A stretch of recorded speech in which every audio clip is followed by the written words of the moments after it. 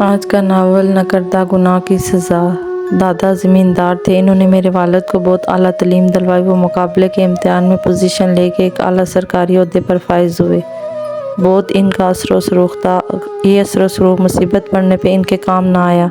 جس روز میرے بھائی کی شادی تھی، اس دن سے اس قصے نے جنم لیا۔ والد کے دور بار کے کزن بھی اس شادی میں مدعو تھے۔ وہ اپنی فیملی کے ساتھ آئے تھے۔ ان کا ایک بیٹا جو 22 برس کا تھا، نہایت خوبصورت تھا۔ اس کا نام آفتاب تھا۔ اس کی شہرت اچھی نہ تھی۔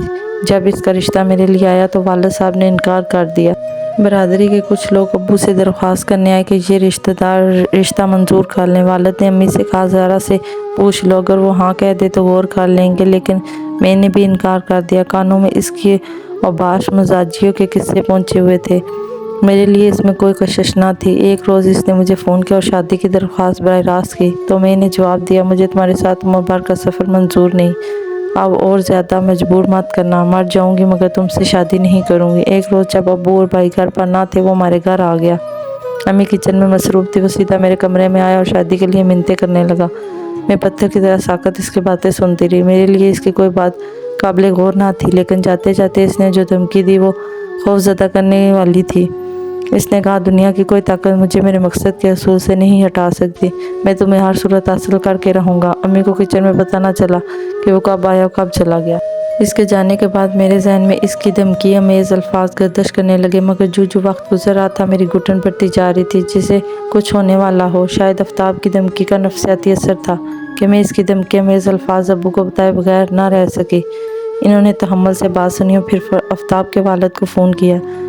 جانے ان سے کیا بات کی، آفتاب کے فون آنے بند ہو گئے تھے۔ ان کے فون پہ حد درجہ ڈسٹرب کر رہے تھے، پڑھائی نہ ہو پاتی تھی۔ میں نے سکھ کا سانس لیا۔ ان دنوں جب کہ امتحان سر پر تھے، چچا کے بیٹے کی شادی کا بلاوا آ گیا۔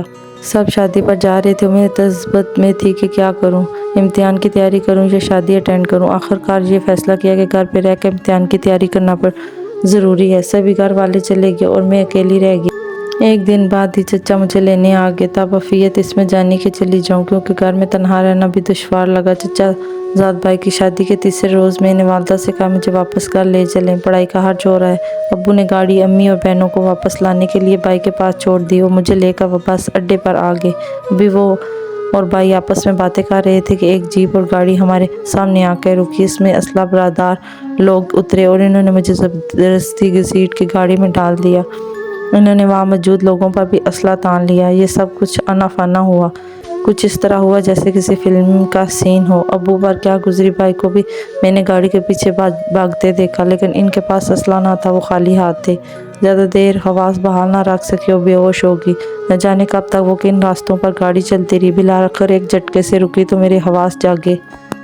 ابھی تک سمجھ نہ پائی تھی کہ کس نے اور کس وجہ سے یہ دشمنی کی۔ اچانک آفتاب سامنے آ گیا۔ اس کو دیکھتے ہی میری ہسٹریالی انداز میں چیخنے لگی۔ اس پر میری آنسوؤں کا کوئی اثر نہ ہوا۔ اس نے کہا رونا بند کر دو اور بے خوف ہو جاؤ۔ تم یہاں محفوظ ہو، تمہاری عزت میری عزت ہے۔ میں تمہاری مرضی کے بغیر اس کمرے کی دہلیز بھی پار نہیں کروں گا، مگر تمہیں مجھ سے نکاح کرنا ہوگا۔ مجھے تو اس سے اور زیادہ نفرت ہوگی۔ زمین پر ڈٹے باپ اور بے بس بھائی کے چہرے میری آنکھوں کے سامنے تھے۔ میں نے کہا آفتاب مر جاؤں گی، تم جیسے شخص سے شادی نہیں کروں گی۔ جس کمرے میں مجھے رکھا گیا وہاں ہر طرح کی سہولت موجود تھی، مگر میرے لیے یہ مقام دوزخ جیسا تھا۔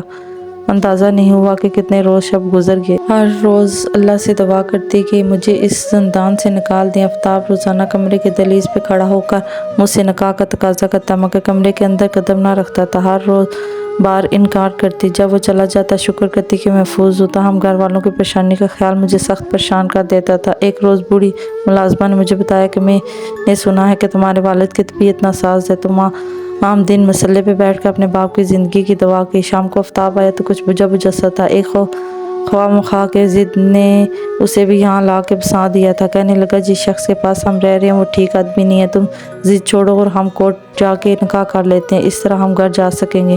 میں اپنے کیے پر نادم ہوں، مجھ سے بڑی غلطی ہوئی، تمہیں اس طرح اٹھا کر نہیں لانا چاہیے تھا۔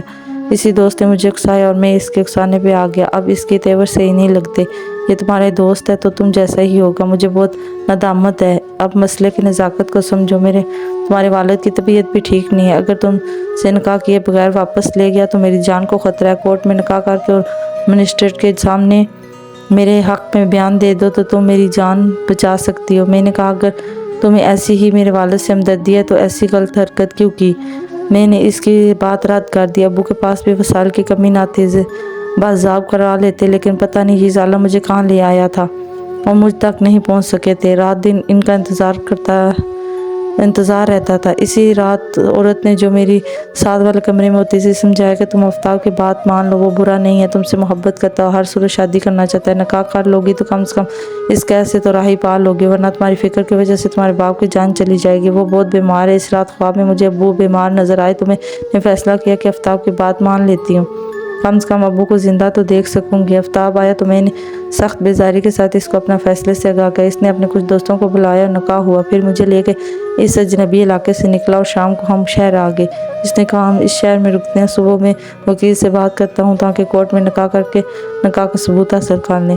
اس نے مجھے اس رات ایک دوست کے گھر پر رکھا جہاں اس کی بیوی بچے بھی تھے، وہ خود دوسرے کسی دوست کے گھر چلا گیا۔ اس نے کہا کہ ابھی مجھے تمہاری اور اپنی حفاظت مطلوب ہے۔ آفتاب کا یہ دوست میرے بھائی کا ہم شکل تھا، بے اختیاری میں نے اسے بھائی جان پکارا تو اس نے میرے سر پر ہاتھ رکھا اور کہا آج سے تم میری بہن ہو، کیا چاہتی ہو؟ اپنے والد سے بات کرنا چاہتی ہو؟ میں ان کو تسلی دینا چاہتی ہوں کہ میں خیریت سے ہوں، وہ بیمار ہوں، مجھے اعتبار نہیں آ رہا۔ آفتاب مجھے اس سے ملائے یا نہ؟ اس کی بیوی نے تسلی دی کہ خاطر جمع رکھو، اور جب وہ باہر چلا گیا اور دوست کی بیوی نے مجھے نمبر پوچھ کر فون میں لایا، میری امی سے بات ہوگی۔ آفتاب کچھ انتظامات کیے لیے گیا ہوا تھا، وہ رات میں نے جا کے گزاری۔ صبح جب ہم کورٹ پہنچے تو وہاں بھائی پہلے سے موجود تھا۔ آفتاب وہ پریشان ہو گیا، بے شک ہمارا نکاح مولوی صاحب نے زبانی پڑھا دیا مگر قانونی طور پر رجسٹر نہیں ہوا تھا، تبھی کوئی نہیں مان رہا تھا کہ ہمارا نکاح ہوا ہے۔ جب ہم منسٹر کے روبرو ہوئے میں نے بیان بھائیوں کے حق میں دیا۔ آفتاب گرفتار کر لیا گیا۔ اس نے برادری کے بڑوں کو فون کرایا تو وہاں آ گئے اور معاملے کو مسلط سے حل کرنے کی کوشش کی۔ آفتاب کے والد نے میرے بھائیوں کو بہت زیادہ منت سمجھ کی، برادری کے دباؤ سے بھائیوں نے صلح تو کر لی مگر آفتاب کی رہی دلوا کے مجھے اپنے ساتھ گھر لے آئے۔ میں خوشی تھی کہ جیسی گئی تھی اسی طرح محفوظ واپس آ گئی ہوں۔ اگلے ہی لمحے یہ خوشی خاک میں مل گئی جب پتہ چلا کہ ابو فوت ہو گئے۔ اس خبر سے نڈال کر دیا، میں بستر پر ڈگ گئی۔ اس حالت میں بھی رشتہ داروں کی باتیں میرے کانوں تک پہنچنے لگی۔ یہ لڑکی اپنے والد اور بھائیوں کی آنکھوں میں دھول جھونک کر گھر سے بھاگ گئی تھی، اب نہ جانے کس حال میں واپس آئی۔ میں کسی کو یقین نہ دلا سکی کہ میں بعزمت واپس آئی ہوں اور میرے دشمن نے مجھ سے وہ دشمنی نہ کی جو اکثر کر جاتے ہیں۔ اس معاشرے کے لوگ کسی دوسروں کی بہن بیٹی کے معاملے میں پتھر کے ہو جاتے ہیں۔ میں کئی روز گھر سے خائف رہی تھی اور یہ بات میری زندگی کے براق دامن پر ایسا دبا ثابت ہوئی کہ جسے میرے آنسو نہ دھو سکے۔ میرے بھائی بھی میرے غم میں بہت بدل گئے تھے۔ رفتہ رفتہ سب بہنوں کی شادیاں ہو گئی مگر میرا رشتہ کہیں نہ ہو سکا۔ مجھے نہ کرتا گناہ کی ایسی سزا ملی کہ میں آج تک تنہا ہوں، جبکہ بھائی بہن سب اپنے گھر میں آباد اور خوش ہیں۔ ایک ماں تھی وہ بھی نہ رہی۔ بعد میں رشتہ داروں نے کوشش کی کہ آفتاب سے باقاعدہ میری خوشی شادی ہو جائے مگر اس نے انکار کر دیا۔ نہیں جانتی کہ میری زندگی اجاڑنے والے نے کیوں انکار کیا۔